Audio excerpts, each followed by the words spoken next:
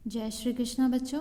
आज आप पढ़ रहे हैं पर्यावरण अध्ययन से पाठ 14 खाने से पचने तक। जो आप खाना खाते हो और फिर वो खाने का जो पाचन शुरू होता है तो उसमें खाने से पचने तक का सफ़र कैसा रहता है उसके बारे में आज आपको इस पाठ में जानकारी मिलेगी। चबा चबा कर खाना। जब आप खाना खाते हो तब आपको हम सभी लोग क्या बोलते हैं, चाहे आपके मम्मी पापा हो, चाहे आपके टीचर्स हों, वो सब आपको क्या बोलते हैं कि बेटा चबा चबा कर खाना खाओ। चबा चबा कर खाना अगर खाओगे तो आपका खाना अच्छे से पचेगा, और ऐसे ही खा लोगे तो फिर पेट में दर्द रहेगा और वो चबेगा भी नहीं और पचेगा भी नहीं। तो चबा चबा के खाने के क्या फ़ायदे हैं हम पढ़ते हैं।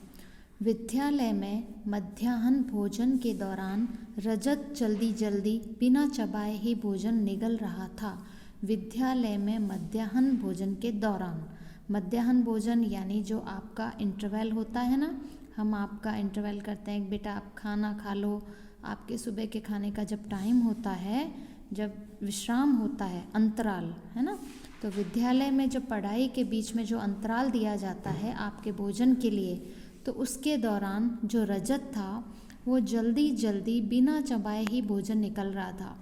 वो जल्दी जल्दी क्या कर रहा था, खाने को चबा नहीं रहा था, बिना चबाए ही भोजन को निगल रहा था। जब भोजन हम चबाते नहीं हैं और सीधा ही उसको खा लेते हैं तो उसको कहते हैं निगलना, तो वो निगल रहा था। जबकि नेहल आराम से चबा चबा कर खा रही थी, और जो नेहल थी ना वो आराम से चबा चबा के खाने को खा रही थी। लेकिन जो ये कुछ लोगों की क्या आदत होती है, फटाफट खाना खाना होता है तो वो अच्छे से चबाते भी नहीं हैं, निगल जाते हैं। लेकिन नेहल तो आराम से खा रही थी। नेहल ने रजत को टोकते हुए उसे चबा चबा कर खाने के लिए कहा।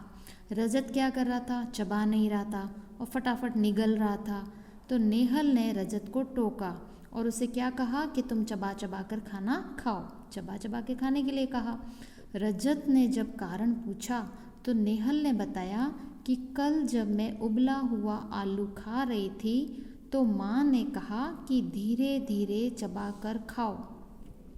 अब रजत ने जब इसका कारण पूछा कि क्यों मैं चबा चबा के खाऊं, तो नेहल ने क्या बताया कि कल जब मैं उबला हुआ आलू खा रही थी तो माँ ने क्या कहा था कि धीरे धीरे चबा कर खाओ, इससे तुम्हें अच्छा लगेगा। तब मैंने आलू को चबा चबा कर खाया तो वह पहले से ज़्यादा मीठा लगा और आसानी से गले उतर गया। अब नेहल क्या बता रही है कि कल जब मैं खाना खा रही थी तो माँ ने मुझे क्या कहा था कि धीरे धीरे खाओ, चबा चबा कर खाओ, तो मैंने भी उसको चबा कर खाया आलू को। तो जब मैंने चबा चबा के खाया तो वो मुझे पहले से ज़्यादा कैसा लगा, मीठा लगा और आसानी से गले से भी उतर गया। तो ये तो आपके साथ भी होता होगा, कभी आप खाना खाते हो, जब आप फटाफट से खाओगे तो आपको खाने का स्वाद अच्छा नहीं लगेगा, आपको पता नहीं चलेगा।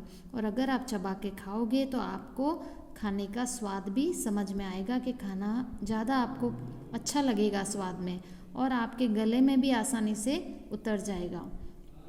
पास ही खड़े शिक्षक ने बताया कि भोजन को धीरे धीरे अच्छी तरह चबाने पर लार भोजन के साथ मिल जाती है। जब पास में ही शिक्षक खड़े थे जो उन दोनों बच्चों की बात सुन रहे थे, तो उन्होंने बच्चों को क्या बताया कि भोजन को अगर धीरे धीरे चबाते हैं तो क्या होगा, आपके मुंह में जो लार होती है वो भोजन के साथ मिल जाती है। अब आप पूछोगे मैम ये लार क्या होती है, तो लार वह है जो आप जैसे कि कभी भी मीठी चीज़ को देखते हो तो आपके सामने कोई मीठी चीज़ का नाम आता है तो आपके मुंह में जो पानी आता है ना, या कोई खट्टी चीज़ है तो कई लोगों के मुंह में मीठी चीज़ का नाम सुनते ही पानी आता है, कई लोगों के मुंह में खट्टी चीज़ का नाम सुनेंगे या खट्टी चीज़ सामने दिखाई देती है तो मुंह में पानी आने लगता है। तो वो जो मुंह में पानी आता है उसे हम क्या कहेंगे, लार। तो वो लार अगर आप भोजन को अच्छी तरह चबाओगे तो वो लार भी भोजन के साथ मिल जाती है, जो भोजन को चिकना व पेस्ट की तरह लसलसा कर देती है।